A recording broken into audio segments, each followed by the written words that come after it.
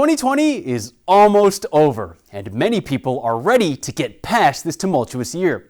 But before we do, let's take a look at the best memes, trends, and internet challenges that hashtag Taiwan covered in 2020. I'm also going to tell you what became of those internet trends.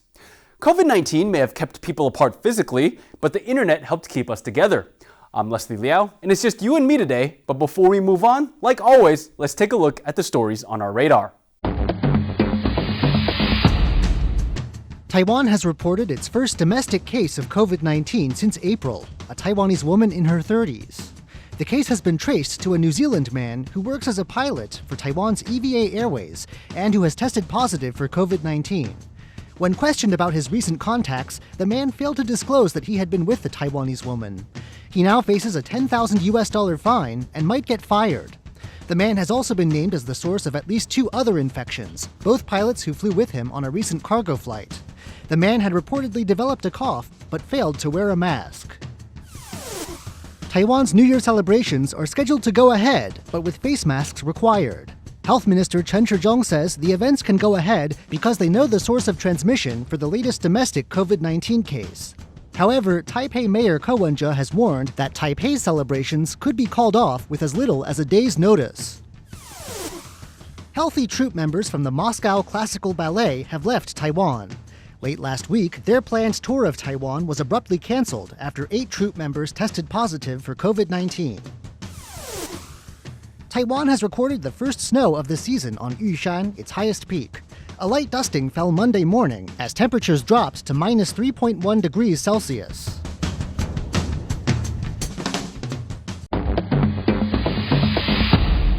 The COVID-19 pandemic really changed our lives in a matter of months. Now, wearing masks seems as normal as wearing socks. But when the government first rolled out mask requirements in Taiwan, some parents had trouble getting boys to wear them. The problem was the color. On April 12th, the Central Epidemic Command Center held its daily press conference, and one reporter asked a question which caught a lot of attention and turned a lot of heads. Check it out. 因为口罩颜色也不能选择，所以有家长反映小男生不肯戴粉红色口罩上学，因为会被同学嘲笑。那请问指挥中心这边有没有观察到家长这些烦恼？那有什么防范措施吗？辛苦指挥官了，谢谢。So the problem is, young school children, particularly boys, don't really want to wear pink face masks to school because they're afraid they're going to get picked on by their classmates. The way health officials responded to this problem was inspiring. They led by example and wore pink masks during press conferences. 这要跟小朋友讲，就是说，其实口罩的颜色，都一样。那粉红色其实不错，可能大家都年纪比较小。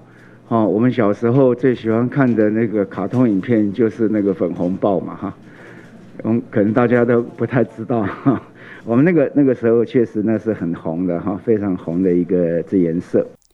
Chen's actions rippled outward, and they started a trend in which Taiwanese organizations gave their logos a pink makeover. It's true, pink is the new hotness for 2020, much like neon was in the 90s.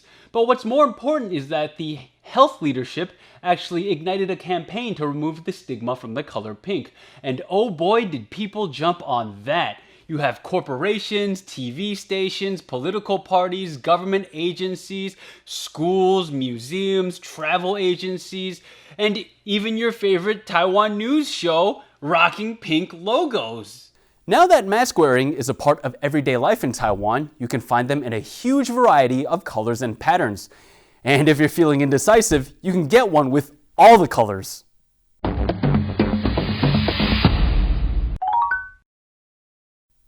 Prevention is the new normal, but when COVID-19 first struck, we were introduced to concepts like social distancing and quarantines.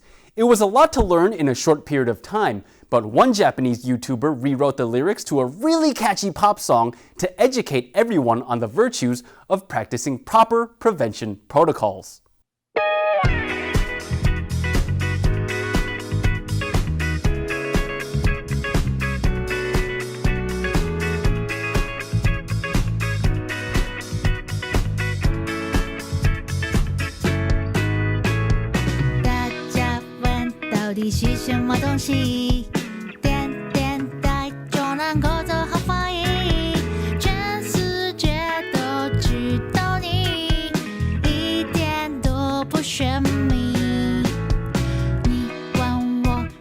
喜不喜欢你？就问题会不会太有问题？我们之间的关系，一共区分的距离，代表爱你。我则保护你，我们很爱你，出门要小心，洗手别忘记。我们要一起努力防疫，过早保护你，出门别忘记，全世界防疫，少了你不行。没有你，我要怎么活下去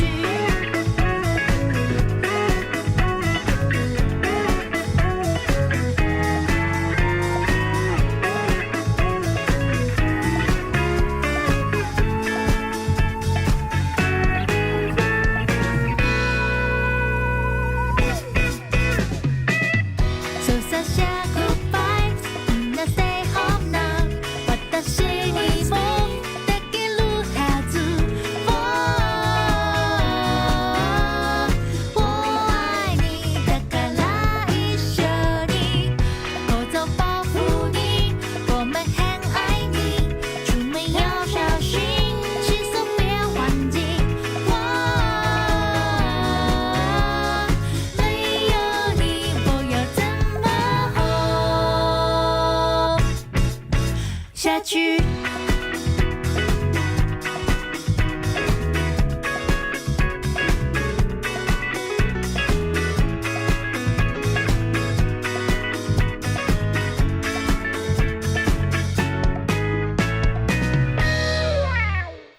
？I'd like to thank Sayu again for letting us use her video. And if you're watching Sayu, I hope you're doing well.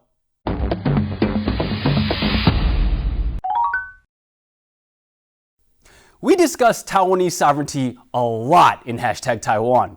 China claims that Taiwan is part of its territory. Taiwan traditionally claims the opposite. Why? Well, just watch. This week on #Taiwan, I want to talk to you about Taiwan. Let's start off with a quick history lesson. Officially, the country of Taiwan is not known as Taiwan, it's actually the Republic of China.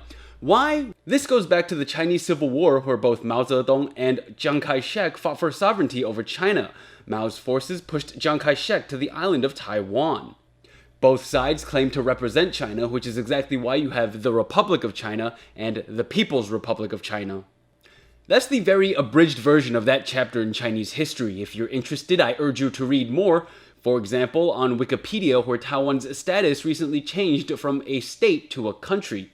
Some have suggested doing away with the name the Republic of China and calling the nation by the name Taiwan. They want the country to forfeit its claim over China and just focus on the sweet potato-shaped island.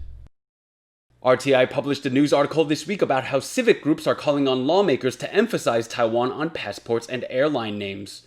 Back in April, there was an entire movement to change the name of the national air carrier China Airlines to Taiwan Airlines. During the pandemic, Taiwan has donated medical supplies to countries around the world, and people get confused when shipments arrive on planes labeled China. Now, some people have gone so far as to Photoshop what a Taiwan Airlines jet might look like. There was even a crude template of a Taiwan jet circulating online that people could use to color and design their own jet planes with. Transportation Minister Ling Jialong posted these 3 concepts that use the template. My personal favorite is the bubble tea jet that can fire tapioca balls at a rate which I can only assume is 300 units of deliciousness per minute. This is what a Taiwanese passport looks like. Many people are unhappy with the fact that the Republic of China is emphasized over Taiwan. In fact, people have gotten in trouble in the past for putting stickers on their passports to cover the parts that say Republic of China. One local artist reimagined the Taiwanese passport by overhauling it with a design inspired by, what else? Bubble tea. Diplomacy is one area where there is very little wiggle room for your country's name. Your official designation is your official designation. The Ministry of Foreign Affairs in Taiwan refers to the country officially as the Republic of China, Taiwan. Taiwan is in parentheses afterwards as kind of a way to say this China, not that China. Now, as a Taiwanese person myself, I can understand this all seems a little too confusing.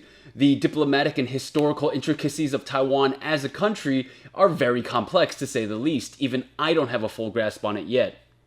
Recently, the government unveiled a design for a more Taiwan-centric passport. The new design emphasizes Taiwan, but it also retains the country's official name, the Republic of China in Chinese, at the top. China Airlines also introduced a new design for its cargo planes. You can see the shape of Taiwan inside the sea of cargo, while China Airlines has been moved to the back of the plane. Some people think a complete renaming is in order.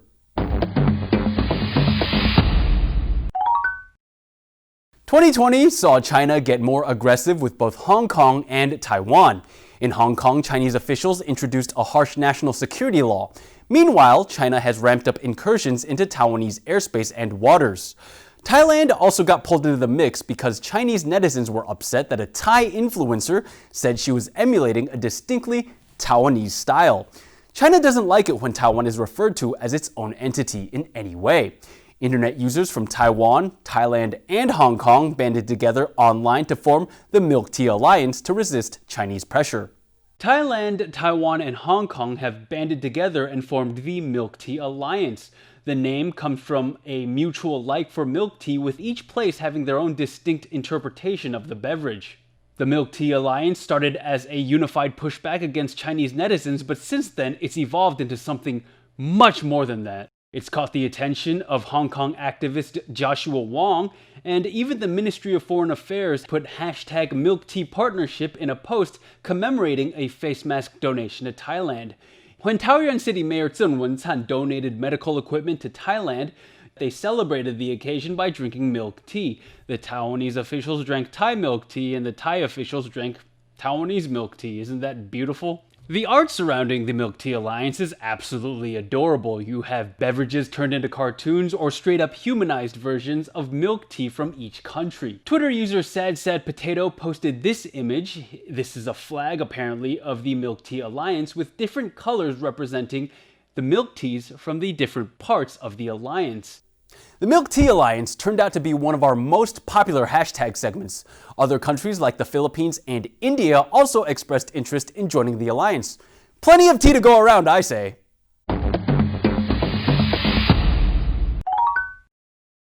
Now, not everyone in Taiwan believes that Taiwan is a country. Take Fannie Lou, for example. She's a Taiwan-born pro-China singer who made a song with anti-independence imagery.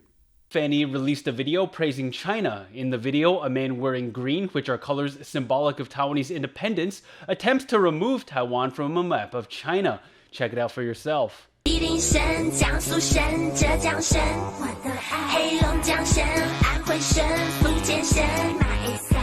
Fannie lays the smack down on the guy and goes on to sing China's praises. She lists the Chinese provinces one by one, and then in the end says, "Oh, China."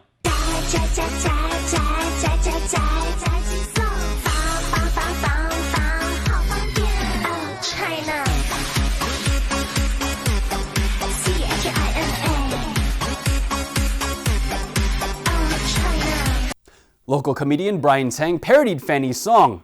Here's how it went. 台北市、新北市、桃园市我都行，台中市、台南市、高雄市我都爱，基隆市、新竹市、嘉义市、马来西亚。I know, it's a lot to unpack. That's Brian Tsang. He is a self-made talk show host in Taiwan, and he has a background in biology and neuroscience, but he's committed himself to a career in comedy, and oh boy is he good at it. Brian made a parody of Fannie's song, listing off Taiwanese counties instead of Chinese provinces. 北新桃中南高基新家竹苗彰南云义平宜花东澎湖东山南沙中州礁钓鱼台龟山岛 Brian's music video is a near shot-for-shot remake of Fannie's. It replaces a lot of the lyrics and imagery with Taiwanese equivalents. And don't worry, Brian doesn't leave out the most important part. Taiwan.